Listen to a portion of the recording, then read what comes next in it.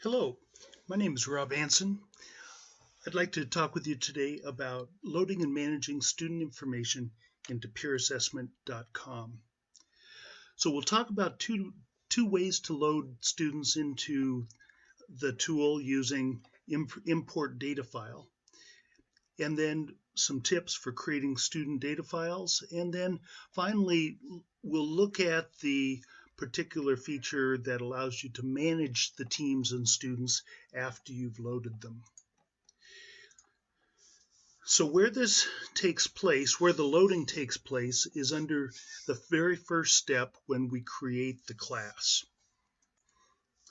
Now we do this all on the class details page over on the right hand side under student enrollment, where it says import data file. If we click on that, we'll get a box that allows us to select what type of file source that we're going to use, and that would be either standard CSV or the Blackboard Groups export. Then we can browse and find the file, then hit import data file, and that will all come in. So let's start. The first one I'd like to look at is the standard CSV file. And it looks like a very simple file, and it is a very simple file with first name, last name, email, team, and student ID. So let's break this down. When you're creating this, just start with a simple Excel spreadsheet. Place the 5 column headings in row 1.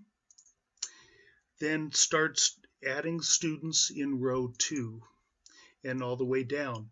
Make sure there are no blank rows or columns within the data. Save the spreadsheet. A couple things to remember about this file here. First is that the email must be the student's school email account. Second is that the student ID is optional. You don't need it at all. Sometimes it helps to be able to match up your students with your gradebook later on. So that's why it's there, but you don't need to use it.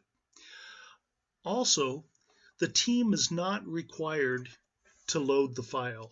You don't have to have the team there, but you do need to have it in before the first assessment. You can manually assign team members using the Manage Teams feature, and you can do that later.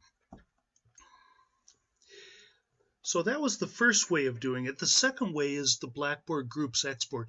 And if you use Blackboard, I would really recommend that you use the Blackboard Groups export. It'll be a lot faster, a lot easier. What you need to do in order to use it, however, is to place your students in the Blackboard groups.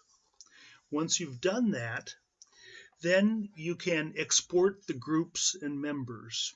And so on the left-hand side of Blackboard, in the various panels there, you'll find the users and groups and the groups, and that's where you can place them into groups, and that's where we will do the export. So once we have created the various team names here, and you can see that I have assigned individual students to those groups, then I can click on the export button or link, and when I do that, it prompts me to select which I want here, and I want to have the groups and group members, and I want to include the header row. Once you've done that, click on Submit, and it will go ahead, process that, and send an email to your inbox. And that will open up your zip file. Your zip file has 4 files in it. You only need the first one that ends in _groupmembers.csv. So then you can, that file is going to look like this. It's actually very similar to the file that we were creating on our own under the standard CSV. So once you have that file separated, you don't even need to look at it. We're going to come into peerassessment.com. into Import Students Data File, and you select the Blackboard Groups Export. That will then prompt you for the email domain, and you can type that in or select the correct email domain. And then you'll find browse for the file that we just talked about, _groupmembers.csv. When you press the import data, then it will show you the data that it's parsed out. You can see you can check the teams, the emails, the first name, the last name, and make sure that all of those are lined up in the correct columns. And if they are, then we can go ahead and confirm an import. When we click on that, notice that on the class detail page, it now will show that we have 5 students loaded, 2 teams loaded, etc. So your students are in. Couple tips here. You want to start with the most complete student data file that you have out there. And if you have Blackboard, as I said, use groups to assign the teams, then the export, and go that route. It's definitely the easiest. If you don't use Blackboard, however, but you do use some other LMS or learning management system like Canvas, Desire to Learn, etc., then you might look at exporting your gradebook to Excel and then remove all the unnecessary columns. That's oftentimes easier than trying to enter in all of the email addresses, etc. But you do need to make sure that you have the first and last name as separate columns, and you need to make sure that you have the email address in that. So, and if you don't have an LMS or that is not working for you, I would next look to your school's data management or reporting systems. We use PeopleSoft here, and with PeopleSoft I can go in and for each of my classes pull out a roster that has the student's name and email and at least that information, and then I can use that for my import. I just get rid of the extra columns and then import it. Okay. Once we have loaded our data, our student data in, if we go to the assessments page, which is the page right after the class details, you will see that all of your students are lined up in their teams, and so we can have a full accounting of all the people that have been loaded in. You'll also notice that there is a link there for Manage Teams.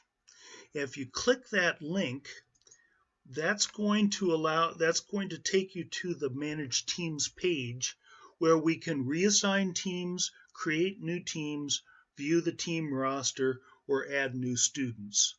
Notice also that this is for assessment 1. If we have multiple assessments, we need to make sure that we have the correct one identified. We're able to come in to the Manage Teams page and make any changes between assessments. I recommend that you do not do it during an assessment because that will, but between assessments, I can completely change the students between teams. I can add some more students to it or remove teams from students if I do not want them assessed in the upcoming assessment. So what this is going to look like is if we want to add new students, we click on that button and it's going to ask us for the email, the first name, last name, etc. So if we have not loaded in the teams at all when we loaded in the students, then what we'll probably need to do first is create new teams, and I'll just come in here and put in the team name, each of the team names, click save and add another, and then put those in. I might have 5 or 6 or 10 different teams. I can put in those names. Once I have those names in there, then I can simply hit the reassign teams, And for each student, it gives me a drop-down box that will have listed all of the teams. I can select which team each student is to go into and save team assignments, and that's it. Now we're ready to roll. So in summary, during the create class phase, the very first phase of setting it up, you will load your students. It's easiest to do that with a Blackboard group export. If not, you'll need to create a standard CSV file. And remember about using the school's student email addresses, just like you have to use your own school's email address for yourself as well. Also, between assessments, you can change the students in teams, use the manage teams, reassigning students, adding students to class, or remove students from teams. If you've removed them from teams, then they will not be included in the upcoming assessment. Well, thank you very much for following along, and I wish you all the best luck. Thank you.